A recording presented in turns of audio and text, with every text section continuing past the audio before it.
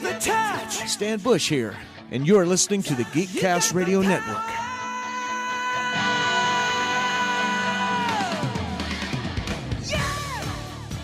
You are now on the inside of what I like to call the circle of trust.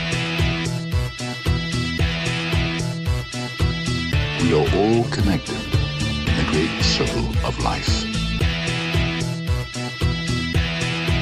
You know something, Bert? What? I think you and I are going in circles.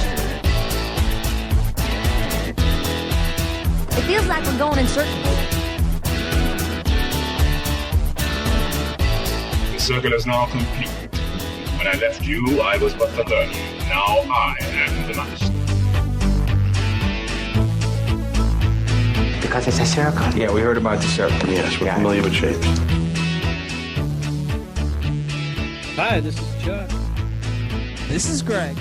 And this is Dan. We are Talking Circles, dropped by Cast Radio Network, the podcast that is a podcasting urban legend, because today, inspired by the fact that we're in October, it is the scary time of year for many, many reasons, but we're going to be talking about urban legends, you know, those epic stories about crazy things that may or may not have happened around the world, around the United States, and it should be a lot of fun, a lot of things to talk about. But before we get to that, how's the week been going for you guys? I had a pretty harrowing experience, I guess, the weekend before we're recording this. My dad and I are hunters, and so we were up in the woods on Sunday, because there's no hunting on Sunday. We were going to build a deer stand for the upcoming deer season. So they can like hang out and stuff, and like, you know, yeah, you know, like okay. We built like a little bar they could order stuff. Nice. That's nice for them. So we're kind of like going to the woods. We go up this steep mountain, and we're walking through the woods, and we find this spot that might be suitable for what we're looking for. So we're kind of like looking it over, and like all of a sudden we hear this like really weird noise, and it's like this kind of like scratching and thrashing noise. And does it sound like Greg when he wakes up? Yeah, a little bit, yeah. It was weird. Like, I've never heard anything like this sound before. And the first thing that came to mind was when a male deer, a buck, has the velvet on his horns. This time of year, well, actually before this, but it becomes very itchy, and they have to scrape it off on the trees and stuff like that. They call those buck rubs. And but they're still like doing those at this time of year, and like that's the first thing that came to mind. I'm like, oh, he's like, there's a buck doing a rub right now. Like I could hear him against the tree. Sounds dirtier than it is. See, I wasn't thinking dirty this time. I was thinking like rubbings like people do on like headstones, where they take the piece of paper and they take like a piece of charcoal and they do a rubbing of like what's written on the tombstone. I thought you would have thought like rubbing the meat like with spices and stuff. No. So the deer, like, I was thinking it was the deer thing, and my dad's like, no, that's a bear. I'm like, what? Apparently he's heard this noise before. And so we squatted down behind all these logs, and he's like, yeah, it's a bear up in a tree. Like that, those are his nails, like he's climbing down the tree. So I'm like, holy crap. And so we squatted down. We could hear like where it was, and I started like really looking in that direction, and I actually like caught a glimpse of him. He was coming down the tree. Must have like heard us coming and just kind of wanted to get out of there. And it wasn't a big bear, but it wasn't like a cub either, you know. Yeah. And but he wasn't like in a hurry. He kind of got out of the tree and just kind of started walking away from us, you know. And at this point, we're maybe like 40 to 50 yards from the actual bear. And I'd say closer, a little bit more like 40. But so he starts walking away, and my dad didn't see it, but I was telling him. And then like 30 seconds later, we hear like the same exact noise again. And it's like over in another direction. We're like, holy shit, there's a second one. So like this second bear like shuffles down the tree and like gets down on the ground. And like at this point, I'm starting to think in the back of my head, like, those bears were having sex in that tree. Not exactly. But I was thinking like this could possibly be like two like cubs maybe because bear cubs tend to stay with the mother for a couple of years, and I'm like if the mama bear's around here somewhere, if we're between them, we could potentially be in a lot of trouble here. So, and now black bears, if you don't know, are a totally different thing than like grizzly bears and stuff like that. Like black bears, 99 times out of 100, they'll run away from you more scared than you are. They don't want anything to do with you if they hear you, smell you, things like that. But that being the case, you never can be too careful. It's a wild animal. It's, it is a bear. So I'm like, all right, well, just to be safe, we should just like kind of sneak back out the trail a little bit, put some distance between us. And then I proposed we started making a whole bunch of noise and everything. So that's what we did. We started like throwing logs and like banging stuff, smashing stuff. And thankfully it just kind of like pushed them out of the woods and we didn't run into them the rest of the day. But it was kind of interesting experience. I never really had that happen before. So I'm guessing you did not build your tree stand there. I did actually. Really? Actually, yeah, it was up a little bit, like farther, like kind of where the bears went off to. We ended up building it there, but I mean, you can't Chuck really. Was like, I'm just gonna do my tree stand in the tree that the bears were humping in because I'm a total badass. I mean, you can't really be scared of them. I mean, they go everywhere in the woods, so it's not like you have a choice. But the one day I didn't take my pistol with me. I was thinking like, oh, we're gonna be working and doing, carrying trees and everything. I don't want this big heavy. I have it's like a cowboy style. It's a revolver, 357 Magnum, and this is like a very heavy gun. I'm like, I don't want to take it. So like as we're kneeling there watching the bears, I'm like, damn it, should have brought the gun. So you bet your ass I'm going to take it next time. Yeah. Just for a little peace of mind. But, we weren't like scared or anything because, like I said, the black bear, like nobody ever has a problem with black bear around here for the most part. It's every once in a great while, it might be like this freak thing, like a mom with a cub or something. But yeah, man, Greg, how things going with you? Any bear encounters on your end? No, not really. No, pretty quiet. I did get Raisin's ashes back, so she's kind of back in the house. And other than that, I think my Camaro has finally sold. Should go through this weekend. Yep. Didn't get quite as much as I wanted, but I did all right. It's been a long time coming trying to sell it. It's been at the dealership for a while now, so. So you sold it to the dealership? Yeah, it was a consignment kind of deal. Oh, okay, cool.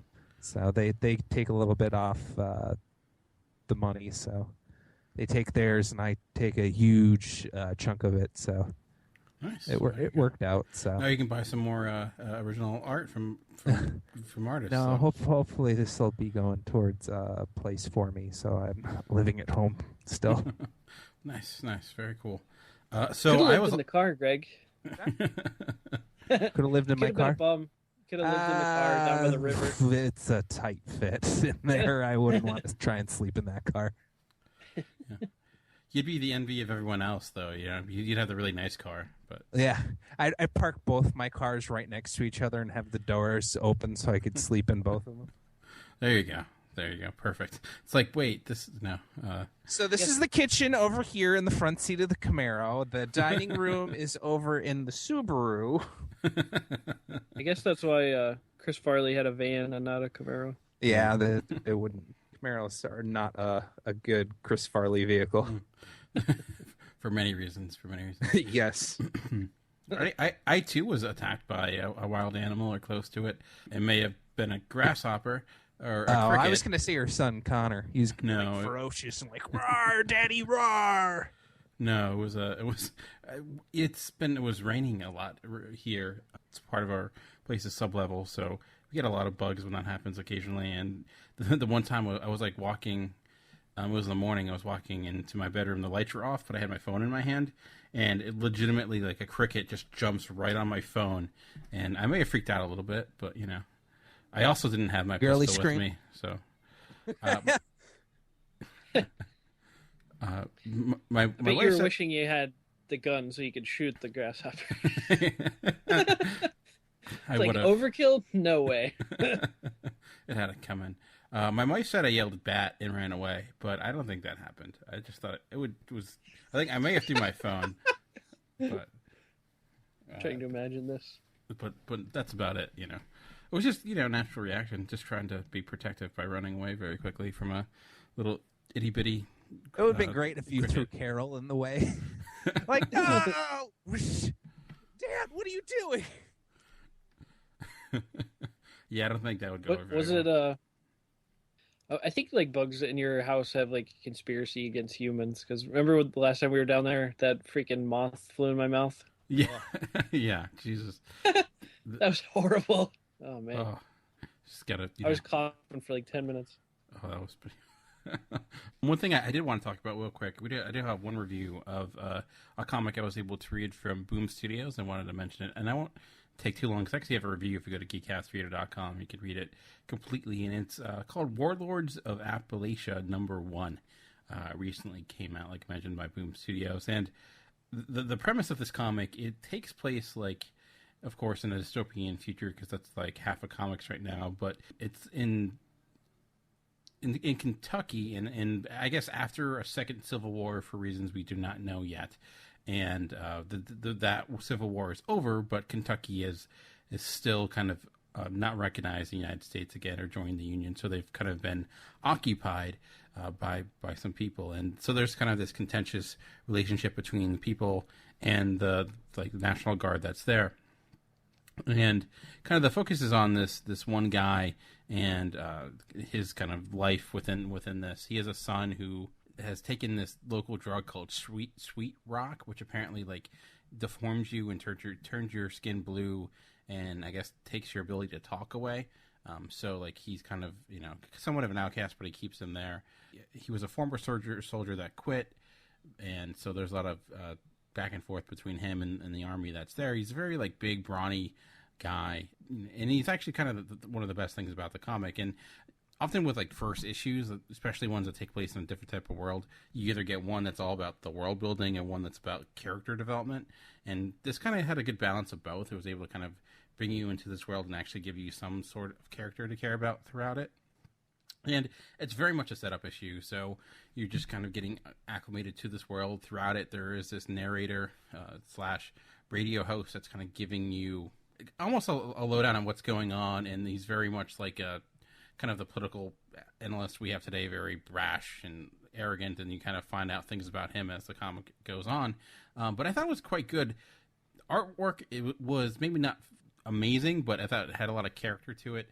The rural setting was actually quite interesting because it's something very different, and I think it has a lot of potential. At the end, a lot of basically chaos happens where a young boy gets killed, some soldiers get captured, and it leads to this basically mini conflict that is occurring. And at the end, the guy that we're following ends up stealing a tank and going after the remaining soldiers that are there. So obviously things are just picking up. But I think it has a lot of good potential. I actually learned about it when we were at Baltimore Comic Con. The creator was there, and he actually has a really extensive background in a variety of things. I think he was in the military. He has a music background. He's written a few other comics as well, and I liked it. And like I said, you can go to geekcastreader.com and read my full review, but I'm really looking forward to it, and I think it has a lot of potential. And speaking of something that has a lot of potential, today as we're recording, the trailer for Logan, Old Man Logan, Wolverine 3, I don't know what I guess they're calling it, Logan, dropped. And we got to see a lot. It's very much different than what came before. And Chuck, I know, Greg, you didn't get the opportunity to see it. So, Chuck, what were your overall thoughts on the Logan trailer? I didn't have too awful many thoughts about it. I mean, I know I liked the comic a great deal, and that was because of Greg's recommendation that I read that, and I ended up really, really enjoying that. When I saw the trailer, for whatever reason, it just it didn't interest me that much. For some reason, to have the same level of excitement or action that I was expecting in the trailer. I don't know. It seemed slow paced and confusing. They didn't really you don't really know what's going on for sure. stuff like that. Obviously, like if you're familiar with the story, you know a little bit, but I felt for people that don't really know what it is, they were kind of like confused and stuff. So I don't know. It just didn't really grab my interest. I'm sure when they come out with the second trailer, it'll be better. And for the time being, I was just kind of like, meh. I don't know. Interesting. Because I actually liked it a great deal. I mean, I guess it doesn't give you a huge sense of what the plot's going to be. I felt like I had, maybe because knowing the story and some things surrounding it, like we see a girl who's probably going to be the X-23, that character. We see that she's in some crazy action moves and stuff like that. She's a little younger than I would expect for that character. So I think she's like 12 or 13. So that I'm a little concerned about. That character does kind of start off young, not quite that young, but just kind of starting off into the teen years is when that character kind of came into development. True. See, obviously that Hugh Jackman is older. We don't know why this time period. Xavier, I guess they kind of replace Xavier with Hawkeye, or replace Hawkeye with Xavier, as this. It seems like it's going to be another road trip, and apparently people are after them, who they are, and the mutants are gone, and who knows what that means. So I felt like for a trailer that was basically just designed to kind of give you an idea of mood-wise of what it might be, and I thought it was a great use of music. I mean, from the beginning to the end, I thought like the build-up was pretty effective. And I also have kind of a theory that you see Charles Xavier in this, and part of me thinks either portion of it or maybe all of it that he's not physically there. Just because you see Logan's older, but he's the same age, basically. It is Patrick Stewart, and I understand he's immortal, so that might be why he doesn't look any older or younger. But I'm just wondering like how you would be able to make Logan older without really aging him, because if you think of Days of Future Past, he was a little bit older, but he was still, he wasn't to the old man Logan sense. So, I mean, the timeline in these X-Men films have been all over the place to begin with, so I'm not going to be a huge stickler for that, but it does make me wonder how that exactly is going to work. Is this, are they going to break out to the X-Men, another dimension type of thing where everything's a little bit different? Who knows? But I'm looking forward to it. I think it's done by the same director who did the last one, and I liked the Wolverine. I think that's what it was called. It wasn't amazing, but I thought it was much better than Origins. So we'll see. I'm guessing with the next trailer we'll get a little bit more of an idea of what the actual story is going to be. I'm just a little worried that they're gonna kind of take out this huge element of the story, which was like how he sort of refused to pop his claws the entire time. Yeah. And, it seemed like just from a couple of the shots that he was hesitant to, you see the one scene, he's like holding a knife or something, which is weird for him. But you see a few times where he pops the claws. So I feel like they kind of left that really important element out of the story. So that kind of scares me a little bit. I don't know. I would have, yeah, that's true. I didn't even think about that. I don't think that's probably going to be there, because I don't know. It's a good question. I mean, it's going to be tough because we're not going to be able to do what they did with that comic, because it doesn't seem the world is completely like gone. They don't really have any villains to take over like they did with the comics. Right. What do they have? Magneto and Red Skull, I think. Yeah. The Hulks and stuff like that. Like with the X-Men movies, they really don't have any villains to go off of, unless Apocalypse has his corner of the world or something like that. So my guess is the only thing it's going to take from the comic is the fact that he's old, and that's probably going to be maybe the extent of it. Would be my assumption. Maybe he's like similar to the way the Winter Soldier comic didn't really. It took small tidbits of the actual Winter Soldier storyline, but most of it was pretty different than what actually occurred in the comic, would be my guess. But one thing I did think was cool was you see the scars on him and stuff. So obviously, like, his healing factor is slowed down with his age and stuff. So that was pretty cool. They do love to take his healing factor away. They did it last movie, and it looks like they're doing it again. Yeah. So the other trailer that dropped in, there was even probably less to this than the Logan trailer, and that was the Guardians of the Galaxy 2. Greg, you didn't get a chance to see that either, right? No. Okay. I'm behind on everything. Chuck, what did you think of the little glimpses we got with this? Well, first let me say, Greg, your geek card has been revoked. So, you're done. You're done for a while. Damn. This I thought was pretty cool. This was a total surprise. Like I went on Twitter the one day and it happened to be like just after it dropped, I guess, and I was like, oh, what the heck is this? And I checked it out. It was obviously a really short clip, but I thought it was extremely funny. And they had the exchange between Drax and Star-Lord. I thought that was hilarious. But I was kind of really surprised / disappointed that they were using the same exact song from the first movie's trailer. Yeah. Like, I kind of thought they would, you could go that direction again, but I thought they would just pick a different song, like something that could be the bass line for this movie, sort of that set the theme. And I don't know if it was the best choice to use the same exact song. Maybe I'm wrong. Maybe they're banking on the fact that that's what people remember about the first one and that's familiar, so it'll kind of grab them more. I don't know. I could see that angle too, but I was hoping for like a different song to kind of, be playing. I thought that would be cool. But yeah, I think that's probably kind of it. Like it's probably maybe in upcoming we'll get a little bit different because you think about like the end of it, like he got the new mix with new music. So I hope they don't just kind of reuse what they did previously. So I agree. That's like, okay, use it for this trailer, but don't use it now for everyone going forward. Kind of diversify a little bit. Yeah, like there is not a lot. Like the back and forth between Drax and Star-Lord was really great, and Batista's really kind of getting that role down pretty well.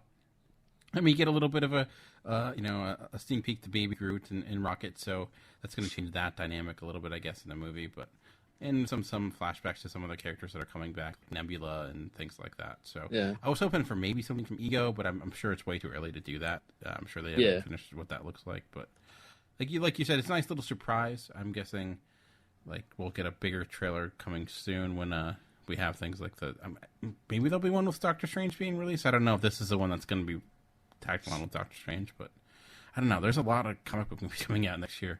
Even I think more than this year. So I'm really interested to see what the after credit scene is for Doctor Strange. Like I have no idea where they're going to go with that. So what is the next Marvel movie? Is it Guardians or is it? Is it Spider-Man? I thought it was the Spider-Man one, but don't quote me on that. Yeah, I don't know. Someone's screaming at their listening device. There's like 1,000 freaking... No, well, Thor, then there's Thor Ragnarok, and is that... I don't even know.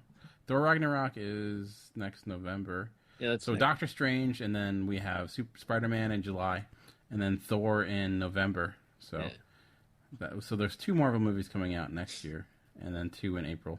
Or sorry, 2 in 2018 with Black Panther and Ant-Man and Wasp. So that's the kinda... Avengers 3 is supposed to be that year too, right?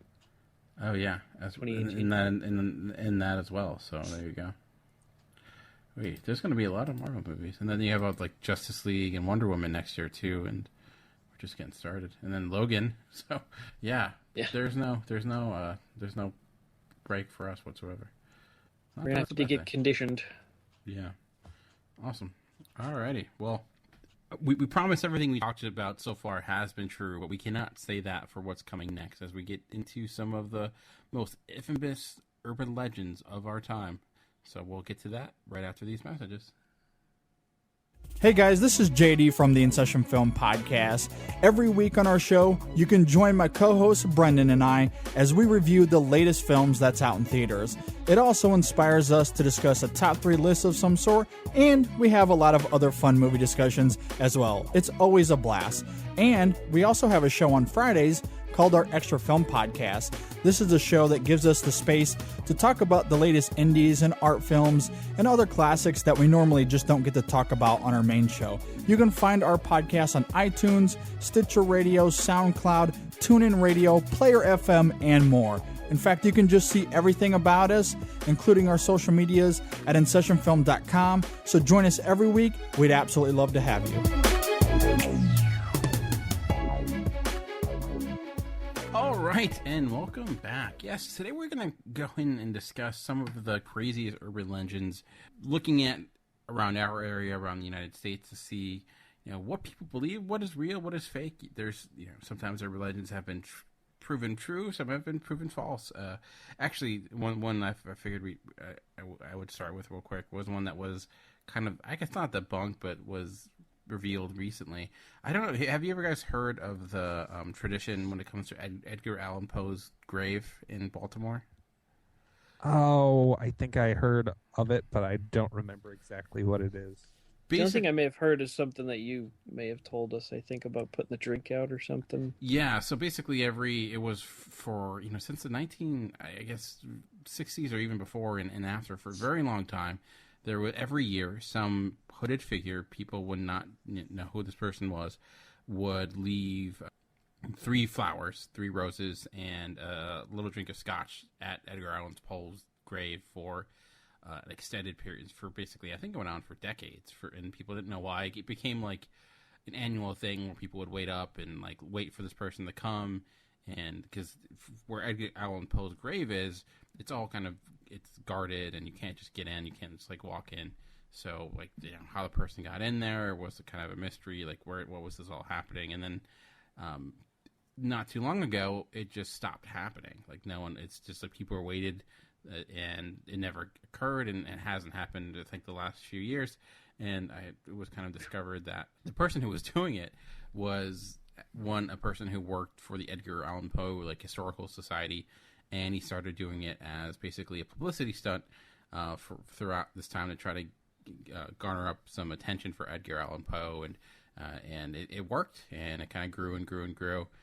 Why it stopped, I wasn't able to see why. I don't know if the man passed away, because he was doing it for a very long time, and he dedicated his life to Edgar Allan Poe and trying to spread the word of him. But it was just this huge legend in Baltimore. It became like almost like a tradition where people would wait up and like have a little like party waiting for this person, and then it was just some dude trying to sell out Edgar Allan Poe merchandise to people. So the truth isn't always all that exciting, I guess.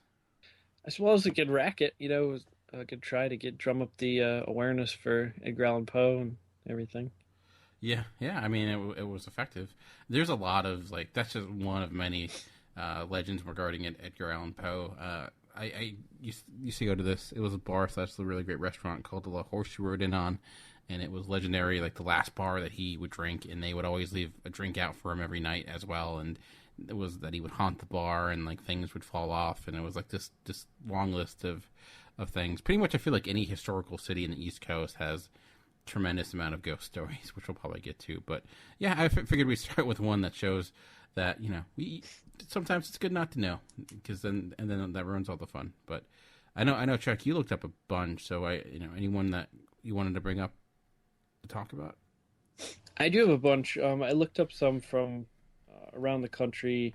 I'm sure anybody that did a Google search could find a lot, and I'd be interested to know if anybody listening had some from their area and stuff like that were famous. But what I was going to do is maybe just share a couple general ones from other parts of the country, and then I think I'll probably finish up with a couple of them that I have that are real local to Greg and myself, where we're from. So I thought that would be interesting. But I'll just share a couple from other places in the country, so to speak. I guess the first one I'll talk about is called the Michigan Triangle. Nice. And, again, sounds like some dirtier than it probably should be, but yeah. It's I'm sure you've all heard of the Bermuda Triangle. This is kind of the same concept, basically. This has to do with Lake Michigan, and it has to do with an area of the lake enclosed by 3 points, and apparently there has been a lot of aircraft and boats gone missing without any explanation in this area. They may have sunk or crashed or things like that. Nobody can explain why it really keeps happening in this area. A lot of people say it's because of storms that form quickly across the lake, and things come up quickly and stuff like that.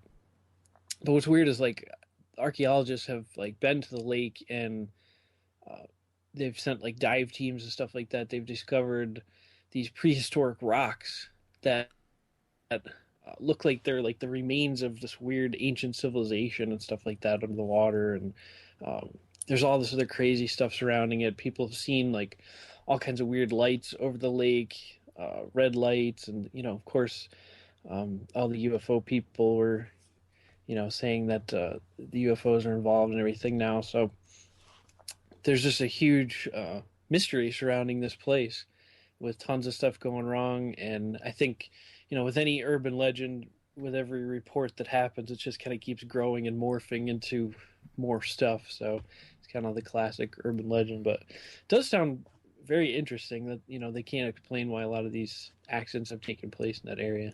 Yeah. So when they found the ancient rocks, were they just like, were they like a Native American descent, or did they not even know? They're not really sure. It looks like it's like an ancient people. It looks like some sort of temple.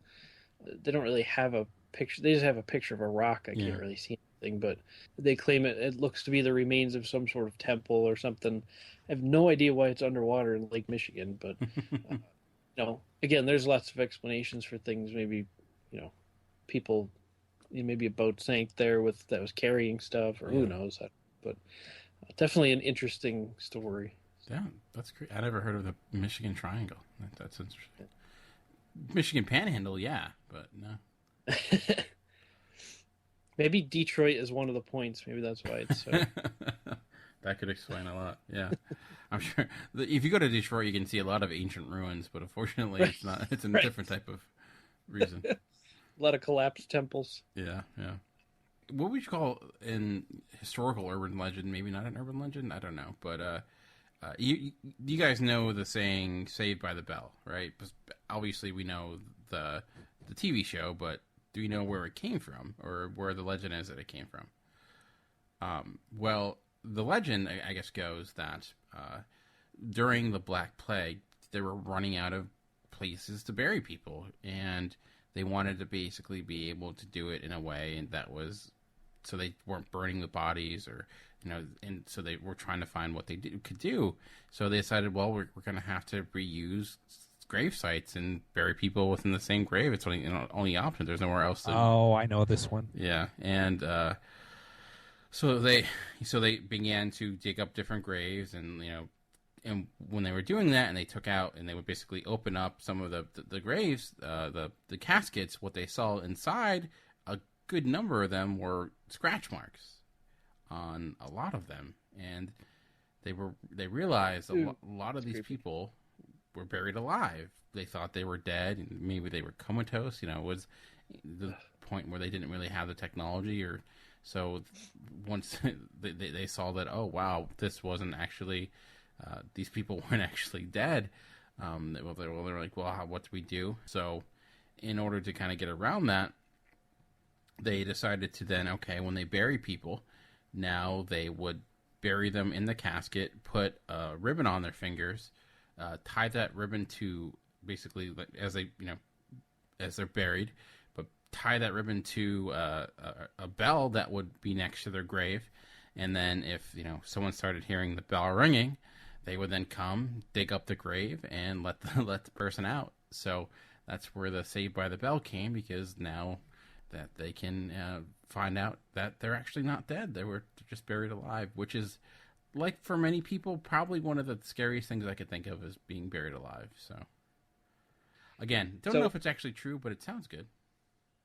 Yeah, I've heard of people actually doing that.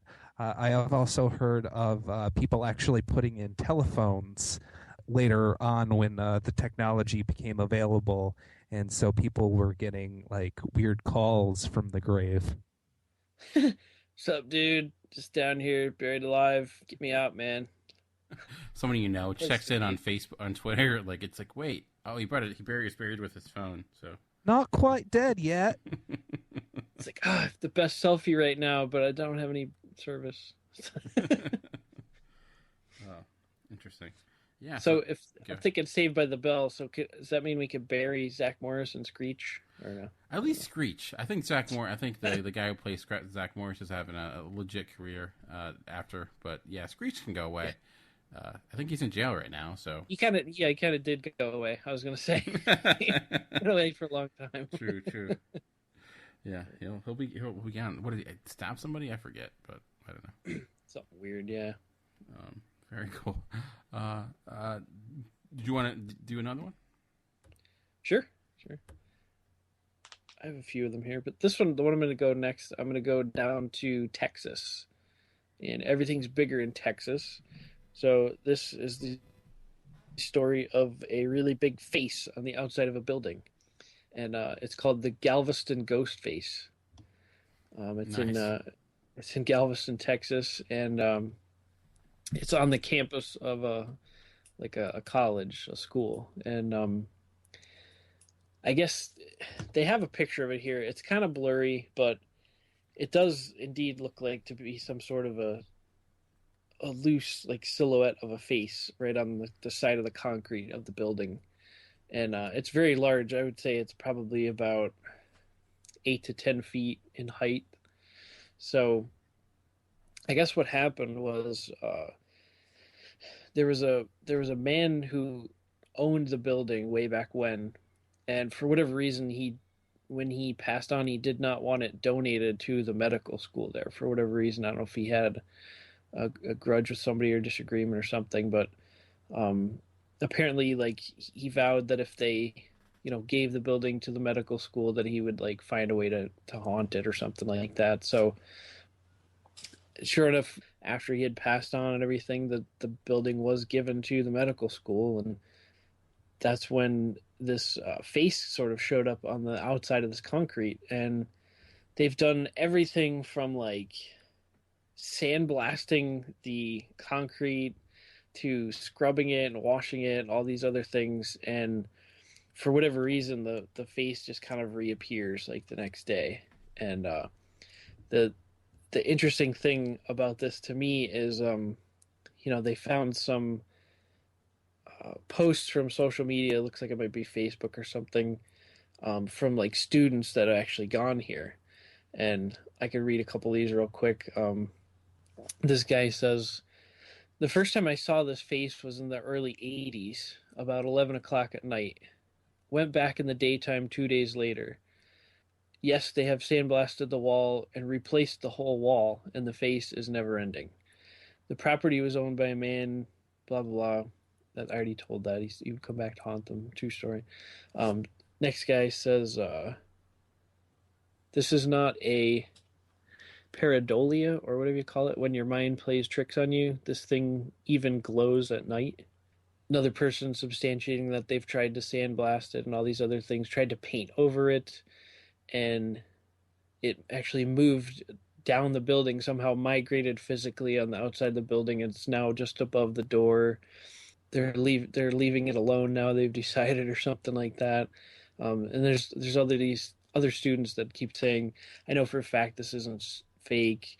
I've been on the campus, I've seen this thing firsthand, blah blah blah." So pretty crazy story there for sure. Whether it's anything to do with that or it's some other sort of phenomenon, I guess we can't really tell, but it is a little creepy. Or, some college students taking some substances and seeing things that might happen on occasion. College students would never engage in that sort of behavior, right? I mean, no, that's yeah, that's unlikely, but that is kind of intriguing for sure. Speaking of faces, that actually kind of goes with, well, this one's kind of cheating because it's in Pennsylvania, so I don't know if I'm cheating by going with one that was in your area, but it's actually one that was proven true. So, but it's, I guess, true, but still kind of creepy. And there's an image that it's very like haunting image. We talked about like Nosferatu last time, and how he's still kind of creepy, or actually 2 weeks ago. But this guy, it's unfair but anyways. So there was this legend in Cobble, Pennsylvania.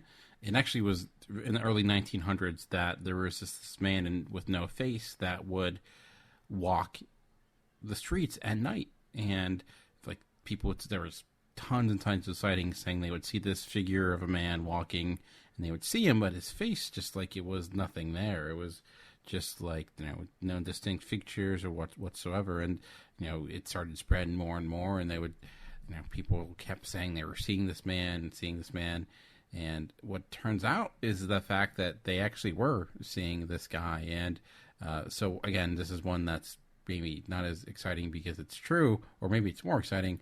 But I guess he was a man who was disfigured because of a horrible accident that he hit an electric pole, which disfigured his face, and he said it would cause babies to cry and people would, be in shock and in awe.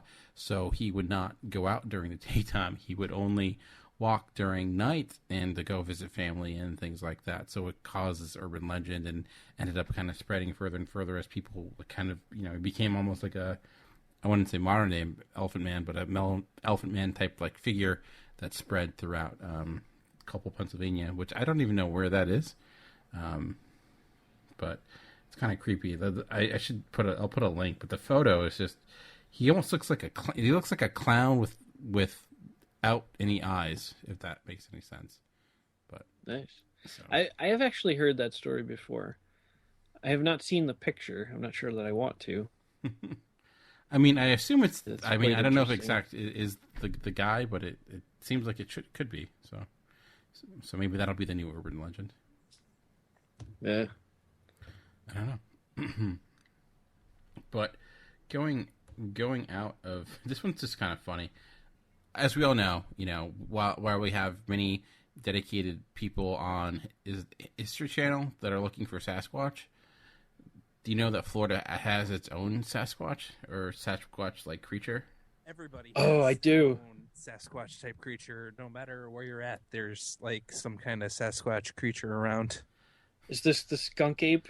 That is a skunk ape. Yeah. Yes. Love the skunk ape. Yeah. Did you have a story about him as well? No, I've heard of him before.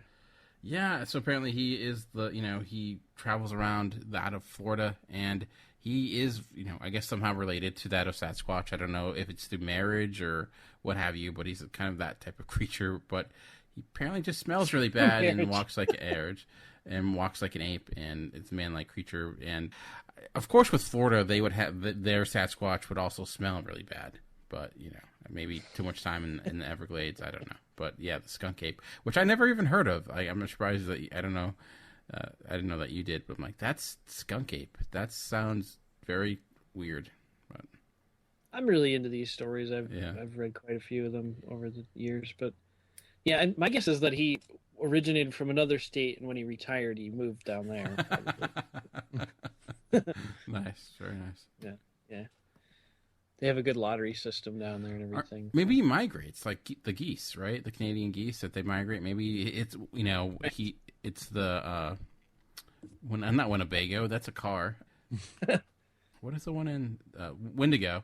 Wendigo in Canada, and then he travels down to when it gets cold out, goes to Florida and becomes a skunk ape. Well, with the Wendigo, it's a whole thing of people eating human flesh, and then they're cursed after they eat the human flesh, and they turn into the Wendigo. True. And then they fight the Hulk. That's also very true.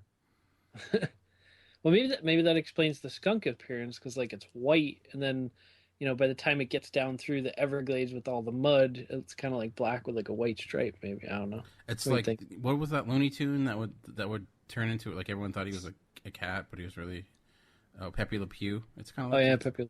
I used to love that. Yeah. There you go. He was in love with the cat that looked like him. Yeah. Exactly. He was a romantic. He was hopeless romantic. You got any more, Chuck? I do. I have a couple more. This is fun.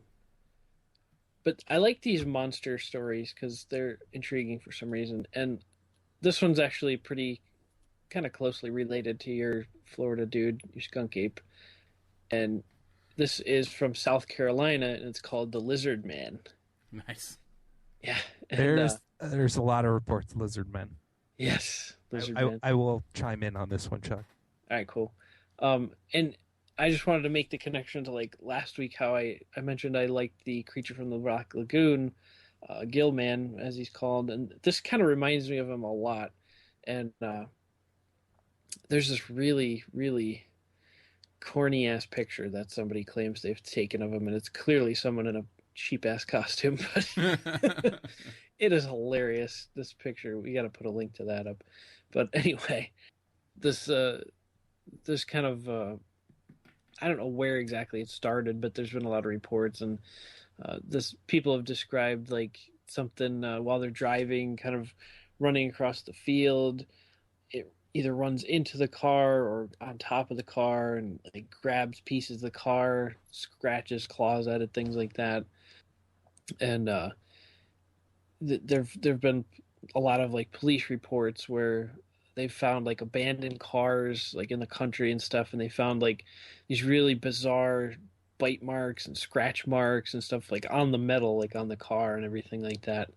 And tons of sightings by civilians. And then in 2015, apparently this picture that I was referring to was taken, and it just looks so stupid. It's like obviously someone in a costume, but it is an urban legend, and it obviously has its roots somewhere, and it has some modicum of truth probably, because everyone keeps seeing it and everything, and just keeps kind of growing into this crazy thing. So. And there's also people that claim that there are lizard people that are actually like the shadow government of the world, and that they actually live underground and have lived on the earth longer than human beings, and then human beings kind of came along and took over, and that we kind of like knocked them down underground, but they still kind of control the surface government and everything, and that there's like these tunnels underneath, and there's we're still in contact with them and everything. I forget where it was. It might have been on the Mysterious Universe podcast that I heard about there being some kind of security guard came out about the lizard people. He worked security down there, and he had like this whole thing about how the rules ran down there. It was very interesting. I forget exactly where I found it from, but there's also claims that Queen Elizabeth is a lizard person, and there's and it also builds into the Bilderberger Foundation. Oh yeah. And what's the Build-A-Bear? Is it Build-A-Bear also part of this? No, Bilderberg. Build-A-Bear Workshop. Secret underground. Yeah, it's Build-A-Bear, but with Lizard lizards. Workshop. Yeah. But Are you thinking of the Rothschilds? It might be the Rothschild. It also might be. There's also another get together of like political leaders and stuff that's very ties into that whole New World Order thing. Yes, it does. Yeah.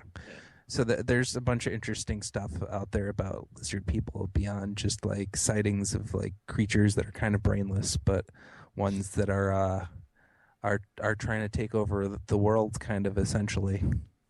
Yeah, it's funny you bring that up, because I was just watching this video the other day about the Rothschild banking family, and I don't know if it's true or not, but yeah, but it's very interesting concepts. Apparently, they own the central bank for every country in the entire world except for 3 countries or something. Yeah, and they said they're like in on this thing to like form this one world government, the New World Order, and all this crap. And I mean, it's a little crazy, but it's kind of interesting, like, what they talk about. Yeah, and I think that somehow the Bushes are kind of related into that as well. I watched some kind of video too, and they said like the father had like some kind of in and like through the oil business and whatever, and that's also an interesting kind of little side shoot urban legend kind of thing.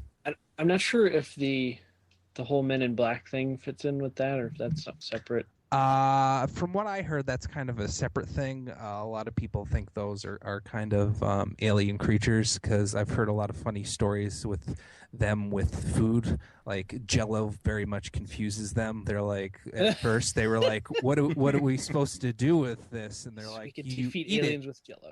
You eat it, and they'd like put it in their mouth, and like it would just be very awkward.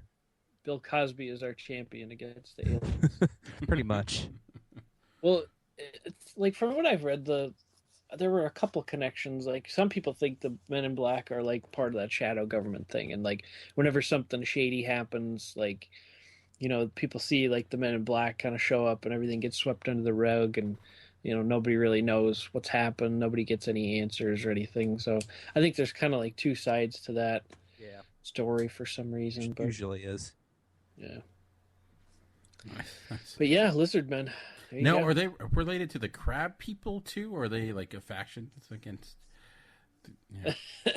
I don't know. Maybe Lobster Johnson is their king. Lobster Johnson is a comic book character from the Hellboy universe. Hey, we're just mashing everything together right now. in the crab people are from South Park, and yes, they are. They have a great theme song. Crab people. No, I'd rather the Underwear Gnomes theme song. True. All right. Well, let me get back to. I'm gonna get back to one that's actually Baltimore has a lot of different ones, and actually it was interesting. I was looking at ones in my area, and I was looking at worldwide ones, and this was one that popped up in both. This is a pretty well known urban legends from across the world, I guess, which I didn't realize, and actually it takes place not too far from me, and it's called Black Aggie. The premise of it basically is that in this graveyard, which is not too far from me, and it's this gigantic, huge graveyard. I don't know. It could probably take up a couple city blocks. It's huge. And within this graveyard was this really haunting looking statue called Black Aggie, and this again, there's a photo of it. This is an actual statue that did exist. There's no question about it.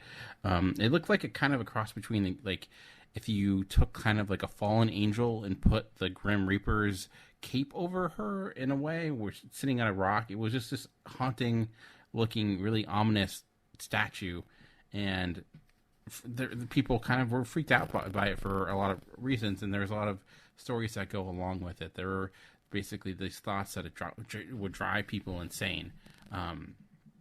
At one point, there was a time where an individual brought his wife there and basically sawed her arms off. And there was many occasions where people would be sick around it and would just stare at it for ages. And grass would never grow in the area around it. It said it would kill pretty much anything in its vicinity.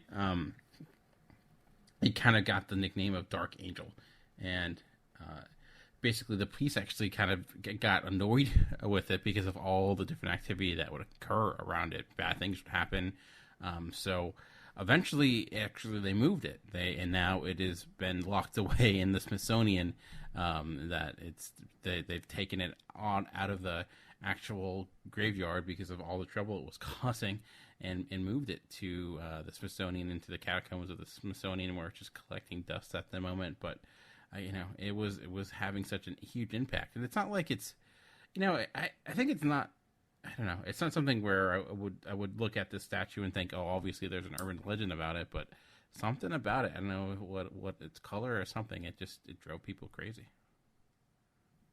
Do not know anything about that one. No, either did I, and it's legitimately from down the street. So here's a short, quick one for you. Where they did you hear about the one where they were like doing underwater scans to try and find this sunken ship from like way back when, to like find the treasure and everything from it, but they ended up finding this like weird shadow that kind of looks like the Millennium Falcon? No, I did not find that. That one's just kind of one I know offhand. That's came out recently, within like the past 5 years or so. So is that where George Lucas got it from? So. No, he came up with the Millennium Falcon before, way before that was found. By the way, if anybody wants to see a lot of the good weird urban legend stuff, I would definitely check out a show that was on like a few years back. It was presented by John Noble, who was on the TV show Fringe as well. The show is called Dark Matters. They had a whole bunch of neat little things like this. One of them, I believe, was like two French ladies go to like this museum, and they kind of get like sucked back, like go into the bathroom, and they come back out, and they're like in a different time kind of thing. Interesting. Yeah, and then also in that respect, a good comic book graphic novel that kind of is the same kind of thing as that urban legend, MPH by Mark Miller, kind of did something like that. So I'd check that out as well. That's definitely fiction because it's written by Mark Miller. But definitely check out the Dark Matter shows if you want to see some of the stuff. They present it really cool. Nice. Chuck, do you have I have a few more too. I don't know if you wanted to, if you have any other ones you wanted to share. I have one more from elsewhere, and then I have a couple of quick ones I'll share later from my hometown. But someplace that I've been before, someplace that I've visited, and I think I've mentioned on the show before, but I've been to Salem, Massachusetts before, in October, which is one of the coolest experiences. Like if you like Halloween or this time of year, and you're into this kind of stuff, urban legends and ghost stories and stuff, it is a really cool place to be. Definitely take the walking tours that they offer there. There's legitimately, like when you're out in the daytime or towards the evening, there are guys standing on the sidewalks that are trying to organize ghost tours, and they're passing out like these cards and stuff, and you just come back and meet them at a certain time, and it's very informal, and you just kind of meet up and you go on this walking tour, and they tell you the real like ghost stories of Salem and everything like that, and they actually walk you down the streets, and it's extremely cool because they have it at night, obviously, and it's dark, and just kind of adds to the elements. And with all the stuff surrounding Salem, with the witch trials and all the ghost stories over the years, it gets in your head a little bit, when you're there, when you're actually at the place, because there's just so much history there, and so much pain and everything that of the things that have happened there. So stuff just kind of gets in your head. And I will say, we didn't see any like ghosts or anything weird up there. One thing that's cool about the town that I didn't know was they have the second oldest cemetery in the entire United States. Obviously, they were one of the early colonies there. They weren't the first cemetery, but that was the second organized cemetery that was actually built and sustained and everything. And they have this kind of like cast iron like gate around the whole thing, and they tell people like you're not allowed to go in there after dark, but when you're out walking the streets, the gates of it are conveniently left like wide open and stuff, so people go in there and everything, and you see people in there with their digital cameras trying to get pictures with orbs on them and things like that.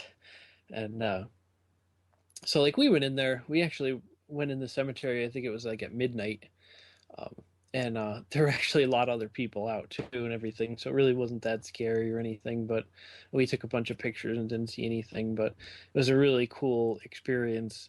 And but one of the point I'm building to is one of the ghost tours we went on, the tour guide was very good. He was very animated, very good storyteller, as they tend to be, but he told the story of a certain individual named Giles Corey.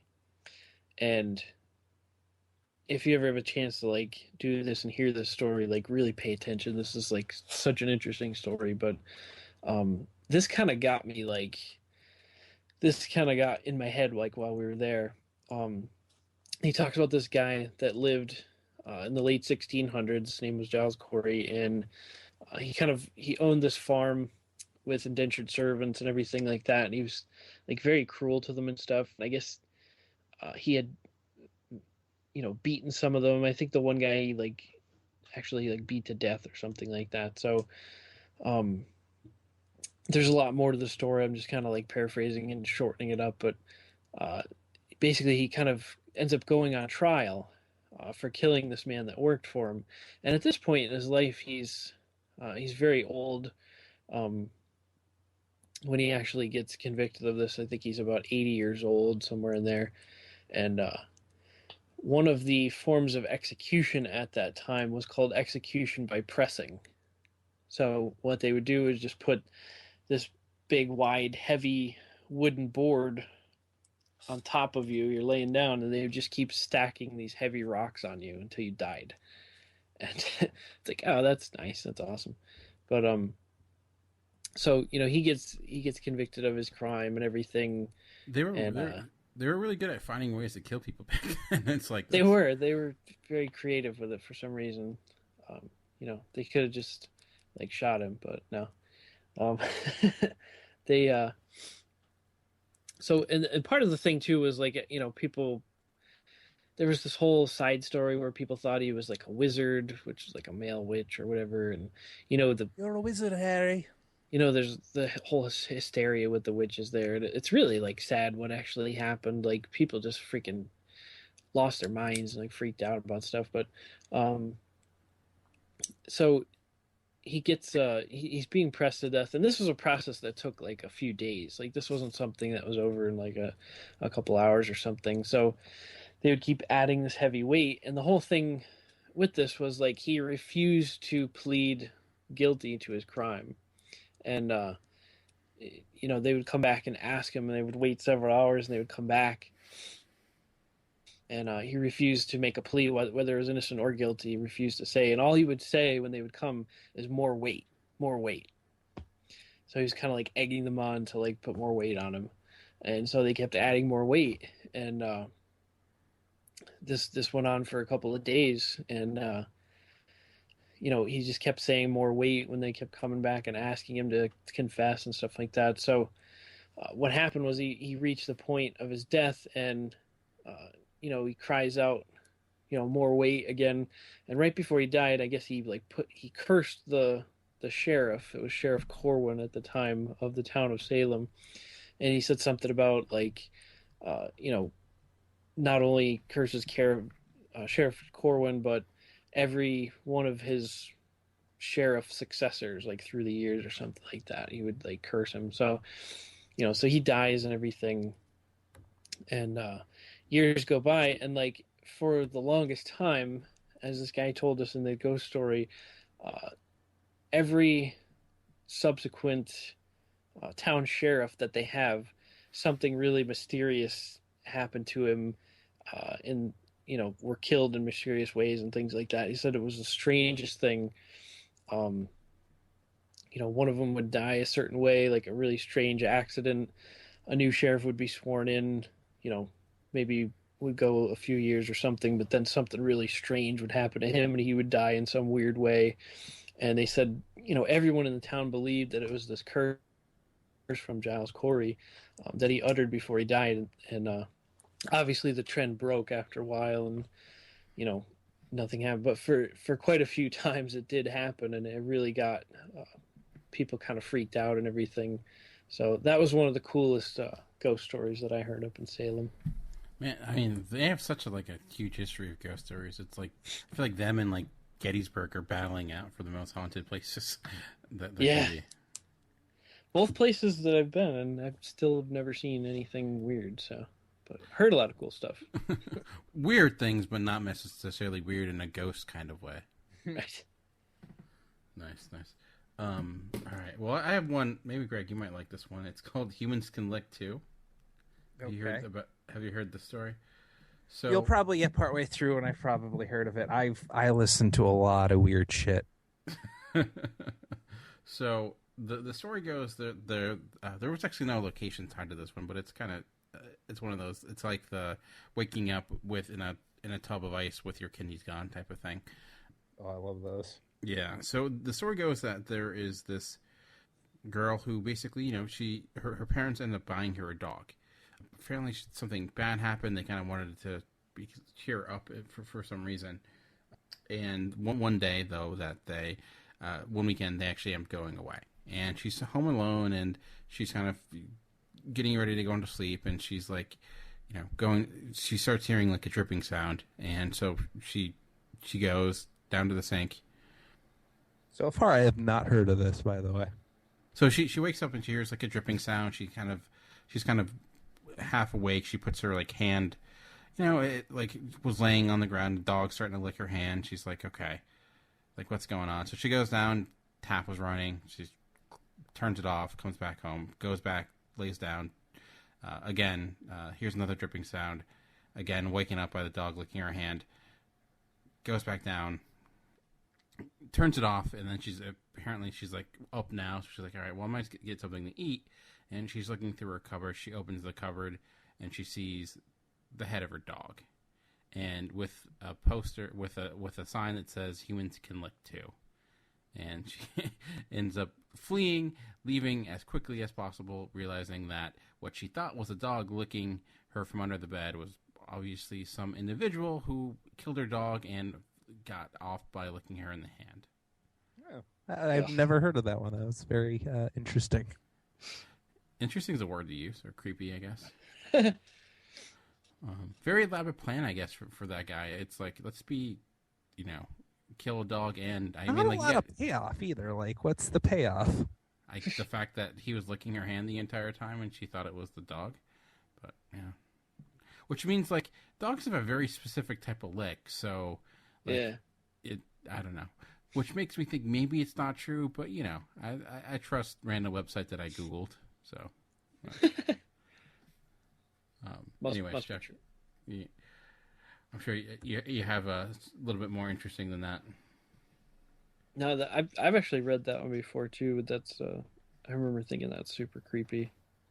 But whatever website I read it on that didn't explain it as well as that, so I never really understood the point of it, but that version sounded a lot better than what I read. So, all right, so this one, I'm going to kind of bring it back to my hometown. I have a couple of them here, but I guess I'll start with this. This is a story that actually my uncle told me, and I believe it happened in the late 1970s, if I'm not mistaken. And it was at a butcher shop, a meat locker type of place, just up the road from me, and actually not far from where you grew up, Dan. It was in your house. Ooh. It was known as Darling's Meat Locker. Oh, I do remember that. Yeah.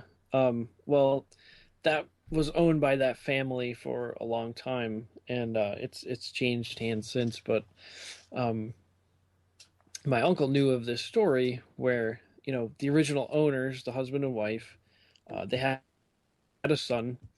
I forget his name. I guess it's not really important, but what is important is he had some problems. He had some anger issues. He was a little slow, things like that.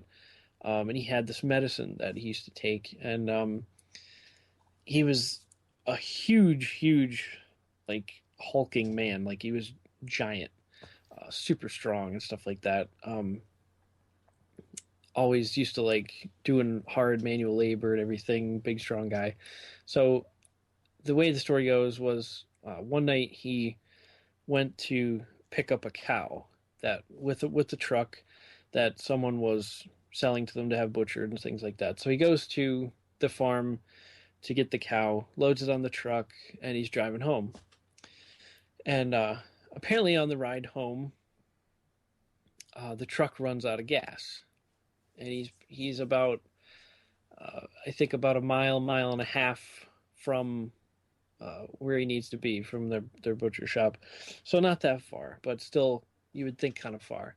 So what he ends up doing is, with the cow in the back of this truck, he pushes the truck the rest of the way by himself, like a mile and a half. Jeez. This gives you an idea of how strong this guy was and how much like endurance and everything he had. So he gets back, and apparently he, had not taken his medication that night or something like that. But he just starts like freaking out on his father for not putting gas back in the truck before he let him use it and stuff. And he just completely like kind of loses his mind, goes into this fit of rage and stuff like that. And at one point they're arguing back and forth, and he grabs a meat cleaver and starts kind of like, I guess, chasing him or swinging it at him or threatening him, something like that. And nothing ended up happening to the parents, but they were scared for their lives. Obviously, they knew he was prone to these episodes, and if he hadn't taken his medicine or something like that, they weren't quite sure what he was capable of. So they call the state police to come to the scene, told him about the situation. So like all these cop cars came, and they sort of like surround the building and everything. And he's just like losing his mind at this point, complete fit of rage, berserker rage, if you will. And he comes out of the place, still holding the meat cleaver. And, the cops do their thing, telling him to drop the weapon. He needs to calm down, kind of get down on the ground, things like that. Completely unresponsive, does not listen to the cops. And at one point starts kind of moving towards the cops, kind of walking towards them. And they keep telling him to drop the weapon, put the weapon down. He's not listening.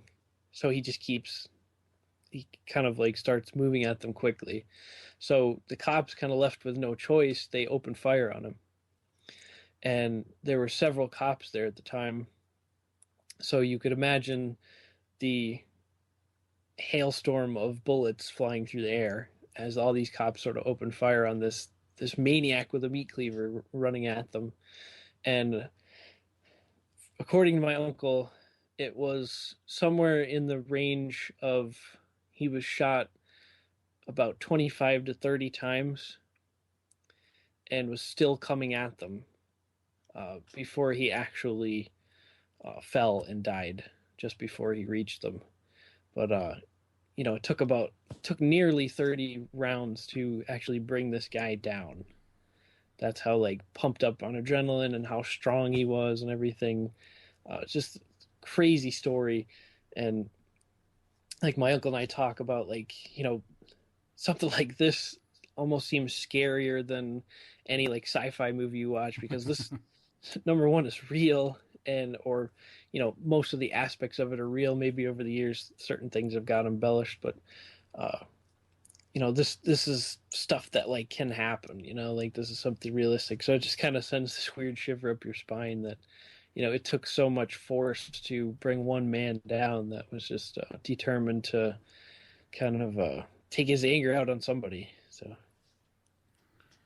nice. I mean, it's like, and comes out to find out that's where the Terminator got its start, I guess. Right. That's kind of what I imagine it like. You're just shooting this guy and he just keeps coming, like it's not even facing him. Like these poor police officers were probably like crap at their pants. You know what I mean? Yeah. It's like, what is it going to take to bring this guy down? Like, it's crazy. Yeah, that's nuts. Man, the power of PCP, I guess. I don't know. Alrighty. Well, let's see. Do I have any more that I can bring up? Assuming everybody's heard of Roanoke, Virginia. Got a little bit of lisp. The Croatoan. Lost Colony. Yeah. I mean, if you want to talk about it, maybe there's, our public education system is not. Well, back in the day when America was first getting discovered and everything, there was a team that came out and kind of colonized in Roanoke, Virginia. They set up a nice little government. A lot of famous people came from that time. I don't remember offhand, but after a while, things were starting not look the greatest, and so a couple of them went back to England to kind of get them a little bit more vocal support over in England to kind of bring them more goods and everything to help them get set up. But they kind of get stuck there with various wars and stuff that they were needed for, so they couldn't get an expedition out to them again very quickly. So by the time they did get back, the colony was deserted, and I believe like they took down a lot of it too, except for the walls and stuff. And it was very walled in, defended, I believe. But all they found, the remnants of them, was carved into a tree the word Croatoan. Nobody really still knows to this day what that actually means.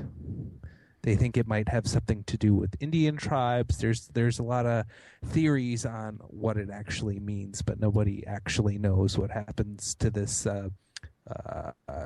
Colony. I believe one of the famous people is Virginia Dare. I believe she was the first person born in America that wasn't a Native American.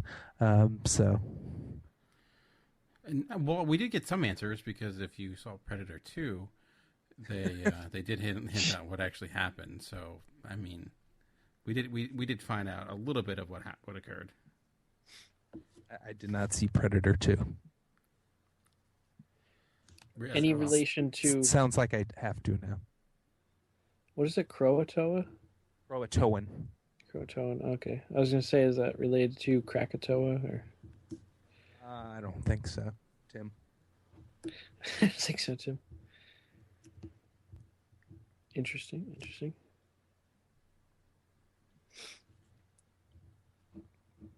All right. Chuck, you have any more?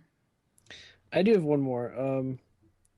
And this wasn't so much an urban legend as it is a bit of a true life experience, I guess, and it's on the creepy side. But this was told to me firsthand by someone that experienced it, and just to sort of back up the legitimacy of this place, it was on an episode of the TV show Ghost Hunters before, and it's right in my backyard pretty much.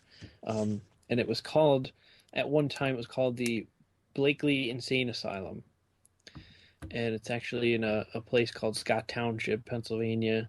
And the Ghost Hunters team was called there to film an episode because there were a lot of strange happenings in this building. And I've been by this building. I drive by it like pretty often, actually. And I've always thought it was like such a cool looking building. I've always wanted to like go in there, like look around or something. It's just one of those weird looking buildings, like something you would think of, like, I don't know, from like maybe from that game Silent Hill or something like that. It's just, looks like this really old creepy building. And so I had no idea, many years ago when I was younger, I had no idea the history of the place, but I've come to know it over the years. And apparently way back in the day when the place was first built, in the 1800s, it was sort of it was a boarding house for a farm that was on the land, and all of the people that worked on the farm stayed in this building. They each had their own rooms and stuff. It was sort of a boarding house type of thing. And after the farm had closed down and everybody kind of left, the place was turned into an insane asylum. And it, I think, existed in that capacity for many decades, actually. I want to say somewhere like 50, 60 years or something like that. And, I'm sure a lot of bad things happened there and people passing away and tragically and things like that. But that place eventually closed down. And the facility that moved in after that was an animal testing facility, which is immediately creepy. So as you can see, this place has like a really like strange history about it. Like a couple of weird things have occupied this building. And, Ghost Hunters did an episode there, like I mentioned. They found some really weird stuff. As it stands right now, there is a small like computer business that uses the first floor of this building as sort of their business. A lot of those employees have reported weird things happening to them and feeling like somebody's touching them or something like that. But the cool thing is this by a little lake with a lot of geese on it? No. Okay. Not really. Right, sorry to interrupt. No, that's okay. I could take you up there one day if you want, but I guess on the Ghost Hunters episode, from what I saw of it, they're, when they went down to the basement, all of like these weird cages are still down there from like the animal testing facility and stuff. Like for some reason, all that stuff was left there. It was never cleaned out and everything. But the story that I want to share is actually from my neighbor. Heard it firsthand from him. He explained it to me because I ended up bringing up this place the one day, and he happened to cross paths with it because he works for a sanitation company, and the big kind of industrial dumpsters that they take to construction sites to get rid of materials and stuff like that. He delivers those dumpsters and picks them up.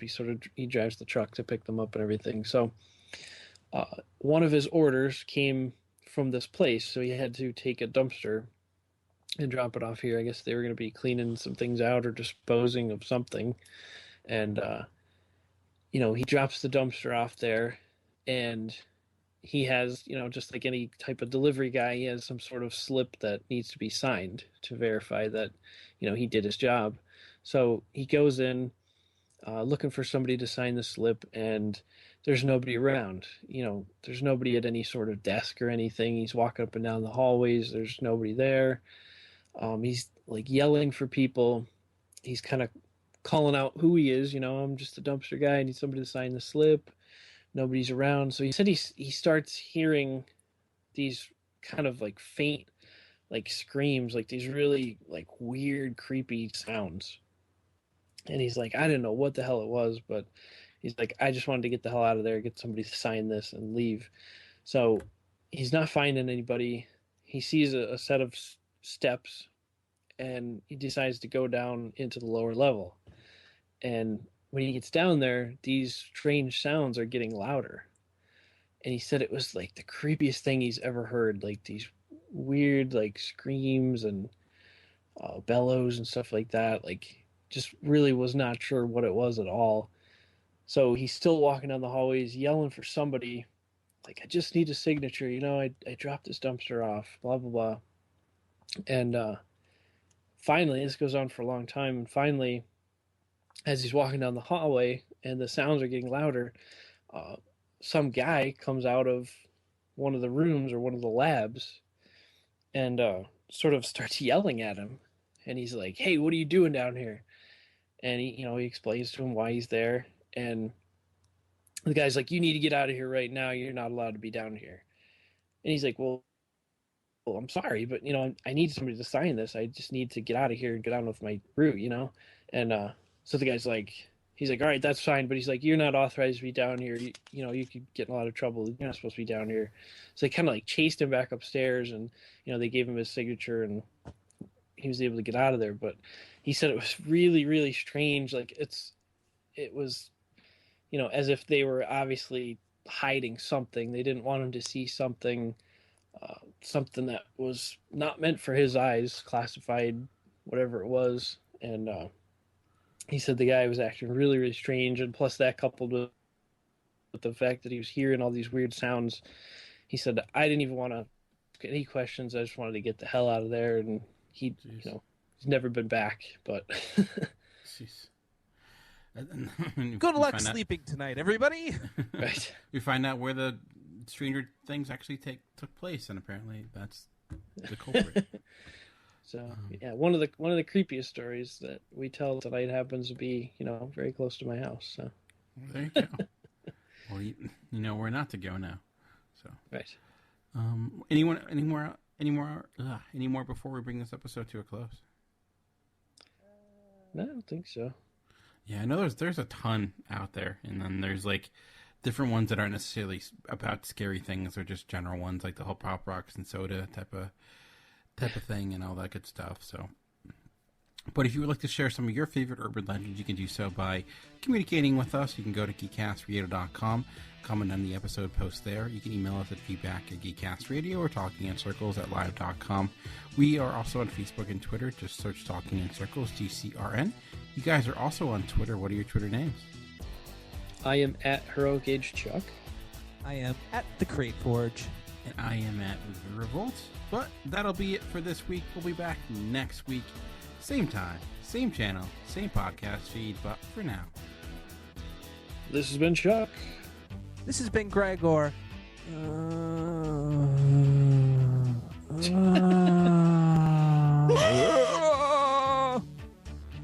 And this has been Dan, and we've been talking in creepy circles. We'll see you next week. I was going to see how long you would let me go for that. I was like seeing how long, and then Chuck chimed in. I'm like, well, it's only getting worse. we've been really bad at sound effects.